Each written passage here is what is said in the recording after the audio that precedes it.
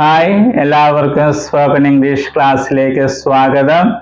മലയാളത്തിൽ നമ്മൾ പറയുന്ന ഞാൻ എഴുതുകയായിരുന്നു, അവൻ എഴുതുകയായിരുന്നു, അതെങ്ങനെയാണ് ഇംഗ്ലീഷിൽ പറയുന്നത്?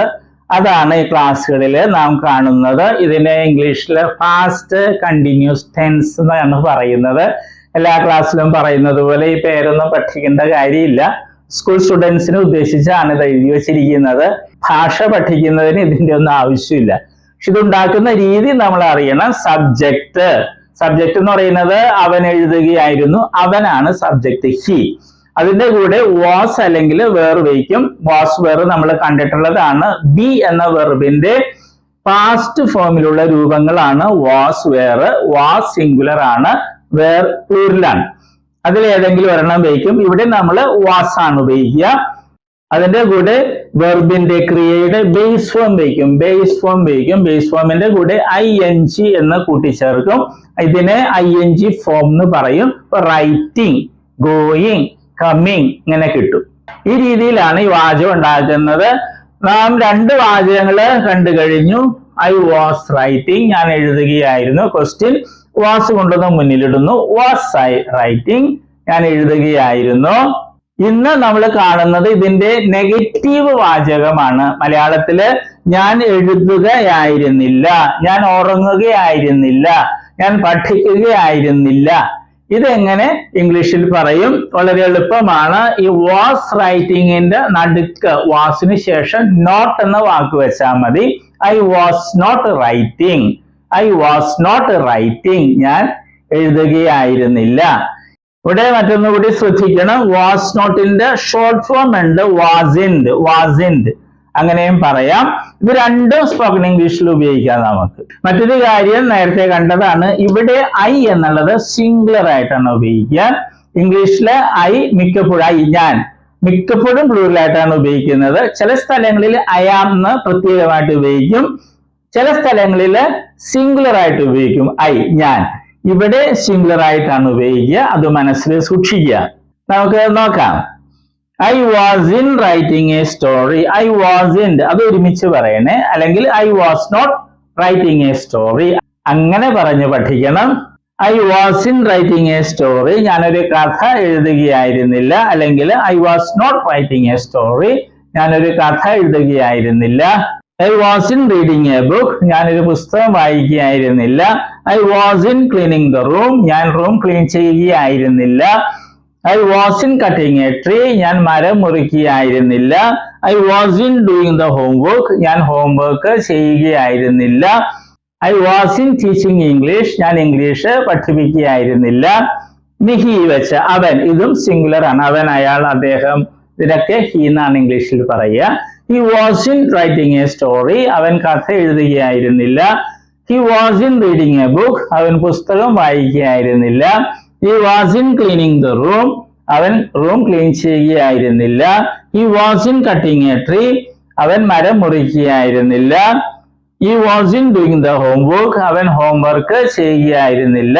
He wasn't teaching English, അവൻ ഇംഗ്ലീഷ് പഠിപ്പിക്കുകയായിരുന്നില്ല. അടുത്തത് ഷീ, അവൾ, സിംഗുലർ തന്നെയാണ്. She wasn't writing a story, അവൾ കഥ എഴുതുകയായിരുന്നില്ല. She wasn't reading a book, അവൾ ഒരു പുസ്തകം വായിക്കുകയായിരുന്നില്ല. She wasn't cleaning the room, അവൾ റൂം ക്ലീൻ ചെയ്യുകയായിരുന്നില്ല. She wasn't cutting a tree, അവൾ ഒരു മരം മുറിക്കുകയായിരുന്നില്ല. She wasn't doing the homework, അവൾ ഹോംവർക്ക് ചെയ്യുകയായിരുന്നില്ല. She wasn't teaching English, അവൾ ഇംഗ്ലീഷ് പഠിപ്പിക്കുകയായിരുന്നില്ല. അത് രാജു, ഒരാള്. അപ്പോൾ വാസിന്റെ എന്ന് ഉപയോഗിക്കും. Okay. Raju wasn't writing a story, Raju ഒരു കഥ എഴുതുകയായിരുന്നില്ല. Raju wasn't reading a book, Raju ഒരു പുസ്തകം വായിക്കുകയായിരുന്നില്ല. Raju wasn't cleaning the room, Raju room clean ചെയ്യുകയായിരുന്നില്ല. Raju wasn't cutting a tree, Raju ഒരു മരം മുറിക്കുകയായിരുന്നില്ല. Raju wasn't doing the homework, Raju homework ചെയ്യുകയായിരുന്നില്ല. Raju wasn't teaching English, Raju English പഠിപ്പിക്കുകയായിരുന്നില്ല. അടുത്തത് സീത, അതേപോലെ തന്നെയാണ്, സിംഗുലർ ആണ്. അതുകൊണ്ട് വാസ് ഇൻ, നെഗറ്റീവില് വാസിന്റെ എന്ന് വയ്ക്കും. അല്ലെങ്കിൽ വാസ് നോട്ട്, രണ്ടും പറയാം. Sita was not writing a story or Sita wasn't writing a story, Sita ഒരു കഥ എഴുതുകയായിരുന്നില്ല. Sita wasn't reading a book. Sita ഒരു പുസ്തകം വായിക്കുകയായിരുന്നില്ല. Sita wasn't cleaning the room. Sita room clean ചെയ്യുകയായിരുന്നില്ല. Sita wasn't cutting a tree. Sita ഒരു മരം മുറിക്കുകയായിരുന്നില്ല. Sita wasn't doing the homework. Sita homework ചെയ്യുകയായിരുന്നില്ല. Sita wasn't teaching English. Sita English പഠിപ്പിക്കുകയായിരുന്നില്ല. അടുത്തത് മൈ ഫ്രണ്ട്, ഒരാളേ ഉള്ളൂ, മൈ ഫ്രണ്ട്, അതുകൊണ്ട് സിംഗുലർ ആണ്, വാസിന്റെ വയ്ക്കുക അല്ലെങ്കിൽ was not. My friend wasn't writing a story. എന്റെ ഫ്രണ്ട് ഒരു കഥ എഴുതുകയായിരുന്നില്ല. My friend wasn't reading a book. എന്റെ ഫ്രണ്ട് ഒരു പുസ്തകം വായിക്കുകയായിരുന്നില്ല. My friend wasn't cleaning the room. എന്റെ ഫ്രണ്ട് റൂം ക്ലീൻ ചെയ്യുകയായിരുന്നില്ല. My friend wasn't cutting a tree. എന്റെ ഫ്രണ്ട് ഒരു മരം മുറിക്കുകയായിരുന്നില്ല. My friend wasn't doing the homework. എന്റെ ഫ്രണ്ട് ഹോംവർക്ക് ചെയ്യുകയായിരുന്നില്ല. My friend wasn't teaching English. എന്റെ front English പഠിപ്പിക്കുകയായിരുന്നില്ല. അങ്ങനെ നമ്മൾ മൂന്നാമത്തെ വാചകം കണ്ടു. അപ്പൊ 3 വാചകങ്ങൾ. ഐ വാസ് റൈറ്റിംഗ്, ഞാൻ എഴുതുകയായിരുന്നു. ചോദ്യം വാസ് ഐ റൈറ്റിംഗ്, ഞാൻ എഴുതുകയായിരുന്നു. ഇന്ന് കണ്ടത് ഐ വാസ് ഇൻ റൈറ്റിംഗ്, ഞാൻ എഴുതുകയായിരുന്നില്ല. ഇതുപോലെ വാചകങ്ങള് പ്രാക്ടീസ് ചെയ്യുക. നമ്മളിവിടെ ഓരോ വാക്ക് കൂട്ടിച്ചേർത്തുണ്ട്. സ്റ്റോറി, എ ബുക്ക്, ആ വാചകങ്ങൾക്ക് കൂടുതൽ അർത്ഥം തോന്നിക്കാൻ വേണ്ടിയാണ്. അല്ലാതെ നമുക്ക് പ്രാക്ടീസ് ചെയ്യാം. നേരത്തെ കണ്ടതുപോലെ ഹി വാസ് പ്രേയിങ്, അവൻ പ്രാർത്ഥിക്കുകയായിരുന്നു. ഹി വാസ് റണ്ണിങ്, അവൻ ഓടുകയായിരുന്നു. അങ്ങനെ പ്രാക്ടീസ് ചെയ്യണം. എല്ലാ ക്ലാസ്സിലും പറയുന്ന പോലെ ഒരാളെ കൂടി കണ്ടെത്തിയിട്ട് പ്രാക്ടീസ് ചെയ്യണം. അരമണിക്കൂറെങ്കിലും ഈ ഒരു കാര്യം മാത്രം പ്രാക്ടീസ് ചെയ്യണം. മലയാളം പറയുന്നു, മലയാളം ഇംഗ്ലീഷ് പറയുന്നു, ഓരോ വാചകവും 10 പ്രാവശ്യമെങ്കിലും ആവർത്തിക്കണം. ഇനി വെർബിന്റെ ലിസ്റ്റ് ഉണ്ട്. എല്ലാ ദിവസവും കുറച്ച് വെർബ്സ് എങ്കിലും, ക്രിയകളെങ്കിലും പഠിക്കണം. അവയുടെ ഈ ഫോംസ് അറിയണം, അർത്ഥം അറിയണം, ഉച്ചാരണമൊക്കെ പഠിക്കുക. ഓക്കെ, പുതിയ വാക്കുകളും പഠിക്കുക. All the best. നമ്മൾ വെർബുകളാണ് കാണുന്നത്. വെർബ്സ് എന്ന് പറയുന്നത് ക്രിയകള് അല്ലെ, വരിക, പോവുക എന്നൊക്കെ പറയുന്നതാണ് വെർബ് അല്ലെ ക്രിയകള്. അപ്പൊ വെർബിന് അല്ലെ ക്രിയക്ക് ധാരാളം രൂപങ്ങളുണ്ട്. ഉദാഹരണമായിട്ട് മലയാളത്തിൽ എഴുതുക എന്ന ക്രിയ അല്ലെങ്കിൽ വെർബ് എടുക്കുക, അങ്ങനെ ഒത്തിരി രൂപങ്ങൾ. എഴുതുക, എഴുതും, എഴുതുകയാണ്, എഴുതിയിട്ടുണ്ടായിരുന്നു, എഴുതുവാൻ, എഴുതുമായിരുന്നു, എഴുതണമായിരുന്നു, അങ്ങനെയൊക്കെ ധാരാളം രൂപങ്ങൾ മലയാളത്തിലുണ്ട്. അതുപോലെ ഇംഗ്ലീഷിലുണ്ട് ധാരാളം ഫോംസ്, രൂപങ്ങളുണ്ട്. അതിൽ 4 എണ്ണമാണ് ഇംഗ്ലീഷിലെ ഏറ്റവും പ്രധാനപ്പെട്ട രൂപങ്ങൾ. അതേതൊക്കെയാണ്? ഫോം എന്ന് വെച്ചാൽ രൂപം. Base form, present form, past form, past participle form.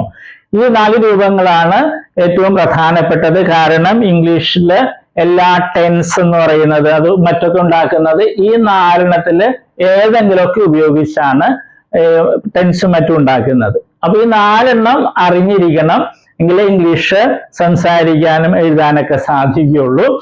അപ്പൊ നമ്മൾ ഉദാഹരണമായിട്ട് നമ്മൾ ബേസ് ഫോം അല്ലേ, ഉദാഹരണമായിട്ട് റൈറ്റ് എന്ന വെർബ് എടുക്കുന്നു. അതിന്റെ അർത്ഥം എന്താണ്? എഴുതുക. പ്രസന്റ് ഫോമില് റൈറ്റ് ഉണ്ട്, റൈറ്റ്സും ഉണ്ട്. ഇത് പ്ലൂറലാണ്, ഇത് സിംഗുലർ ആണ്. ഇതിന്റെ അർത്ഥം എന്താണ്? എഴുതാറുണ്ട് അല്ലെങ്കിൽ എഴുതുന്നു. ഇത് രണ്ടുപേരെ അർത്ഥം മലയാളത്തില്. പല കുട്ടികളും പ്രസന്റ് ഫോമില് ചോദിക്കുമ്പോൾ അവര് എഴുതുക എന്ന് പറയും. അത് തെറ്റാണ്. ഈ പ്രസന്റ് ഫോമില് റൈറ്റിന്റെ അർത്ഥം എഴുതാറുണ്ട് എന്നുള്ളതാണ്. എഴുതുക എന്നുള്ളത് ബേസ് ഫോമാ. ഇത് ഒത്തിരി പേര് തെറ്റായിട്ട് സ്കൂളിൽ പഠിച്ചിട്ടുണ്ട്.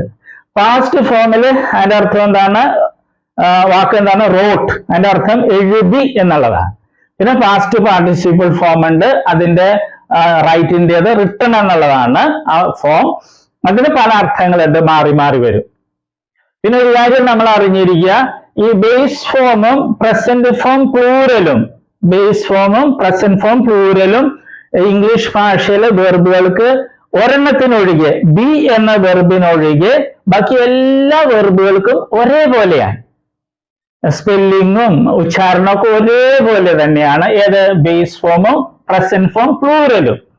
അർത്ഥം വ്യത്യാസമുണ്ട്. ബേസ് ഫോമില് എഴുതുക എന്നുള്ളതാണ് റൈറ്റ് എന്ന് പറയുമ്പോൾ, പ്രസന്റ് ഫോമില് റൈറ്റ് എന്ന് പറയുമ്പോൾ എഴുതാറുണ്ട് എന്നുള്ളതാണ്. ഇംഗ്ലീഷ് ഭാഷയില് 1,70,70,000-ലധികം വെർബുകൾ, ക്രിയകളുണ്ട്. അപ്പൊ അതില് ഈ വെർബ് ഒഴിച്ച്, ബി എന്നൊരു വെർബ് ഉണ്ട് ഇംഗ്ലീഷില്, അത് ഒഴിച്ച് ബാക്കി എല്ലാ വെർബുകളുടെയും ബേസ് ഫോമും പ്രസന്റ് ഫോം പ്ലൂറലും ഒരേപോലെ, ഒരേ സ്പെല്ലിംഗ്, ഒരേ ഉച്ചാരണം. ഓക്കെ, അതുകൊണ്ട് നമ്മൾ ഇത് പ്രത്യേകിച്ച് പഠിക്കില്ല. നമ്മൾ ഇത് മൂന്നുമാണ് പഠിക്കുന്നത്. അത് നമ്മൾ സ്കൂളിൽ പഠിച്ചിട്ടുണ്ട് അല്ലെ. Come, came, come, go, went, gone, അത് തന്നെ സാധനം.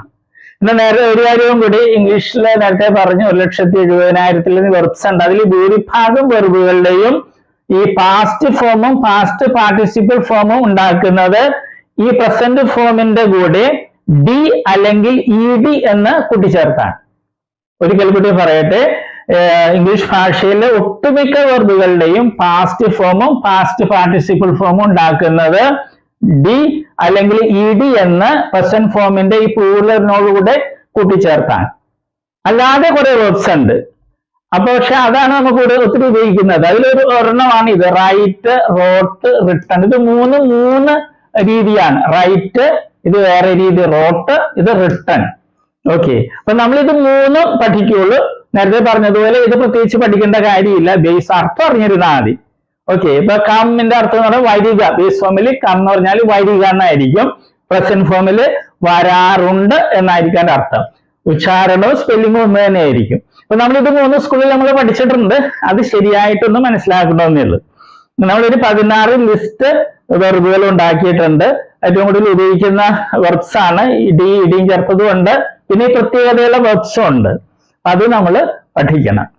ഇന്ന് നമ്മൾ കാണുന്നത് വെർബുകളുടെ ലിസ്റ്റിലെ 15ാമത്തെ ലിസ്റ്റ് ആണ്. വെർബുകളിലെ ഫോംസിൽ 4 ഫോംസ് ആണ് ഏറ്റവും പ്രധാനപ്പെട്ടത്.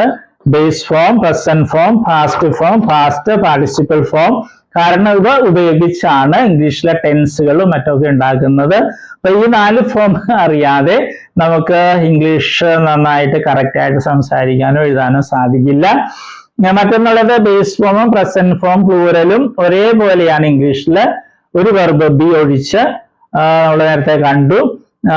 എന്നാൽ അർത്ഥം വ്യത്യാസമുണ്ട്. മറ്റൊന്ന് പ്രസന്റ് ഫോമിന് പ്ലൂറലും ഉണ്ട്, സിംഗുലറും ഉണ്ട്. സാധാരണ എസ് എന്ന് കൂട്ടിച്ചേർക്കുമ്പോഴാണ് സിംഗുലർ ആകുന്നത്.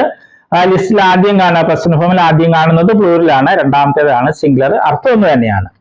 അപ്പൊ നമ്മൾ 3 ഫോമേ പഠിക്കുള്ളൂ: present form, past form, past participle form. തുടങ്ങാം.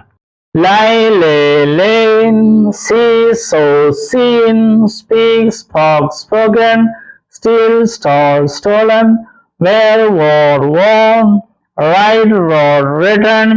ഈ വെർബുകളുടെ പ്രത്യേകത എന്താണ്? ഇത് മൂന്ന് രീതിയിലാണ് അല്ലെ. പ്രസന്റ് ഫോമും പാസ്റ്റ് ഫോമും പാസ്റ്റ് പാർട്ടിസിപ്പിൾ ഫോമും വെവ്വേറെ രീതിയിലാണ്. ഇനി അടുത്തുള്ള ഇനിയുള്ള വെർബ്സ് ഒക്കെ നമ്മൾ പാസ്റ്റ് ഫോമും പാസ്റ്റ് പാർട്ടിസിപ്പിൾ ഫോമും ഉണ്ടാക്കുന്നത് പ്രസന്റ് ഫോം പ്ലൂറലിന്റെ കൂടെ ഡി എന്നോ ഇ ഡി എന്നോ കൂട്ടിച്ചേർത്താണ്. ഓക്കെ, നമുക്ക് കാണാം. afford, afforded, afforded, annoy, annoyed, annoyed, attach, attached, attached, alert, alerted, alerted, upload, uploaded, uploaded, attend, attended, attended, cow, cowed, cowed, cause, caused, caused, check, checked, checked, cuff, cuffed, cuffed, dare, dared, dared, depend, depended, depended, expand, expanded, expanded, fade, faded, faded, fetch, fetched, fetched, float, floated, floated, fix, fixed, fixed, guard, guarded, guarded, identify, identified, identified, interrupt, interrupted, interrupted, introduce, introduced, introduced, knit, knit, knit. അത് knitted എന്നും കൂടിയുണ്ട്, അത് പ്രത്യേകം ശ്രദ്ധിക്കുക. multiply, multiplied, multiplied. ഈ വെർബുകളൊക്കെ ഇംഗ്ലീഷിൽ ഏറ്റവും കൂടുതൽ ഉപയോഗിക്കുന്ന വെർബുകൾ ലിസ്റ്റിൽ പെട്ടതാണ്. അത് പ്രത്യേകം ശ്രദ്ധിക്കണം. പിന്നെ ചിലതിലൊക്കെ സിംഗുലർ ആകുമ്പോൾ വെറുതെ എസ് ആയിരിക്കില്ല, സ്പെല്ലിങ്ങിലൊക്കെ ചിലപ്പോൾ വ്യത്യാസം വന്നിട്ടുണ്ടാവും. അപ്പൊ എഴുതുമ്പോൾ കറക്റ്റ് ആയിട്ട് എഴുതാൻ അത് പ്രത്യേകം ശ്രദ്ധിക്കണം. അല്ല പാസ്റ്റും പാസ്റ്റ് പാർട്ടിസിപ്പിളിലൊക്കെ ചിലപ്പോൾ അക്ഷരങ്ങൾ ഇരട്ടിച്ചിട്ടുണ്ടാവും, അതും പ്രത്യേകം ശ്രദ്ധിക്കണം. Okay, all the best.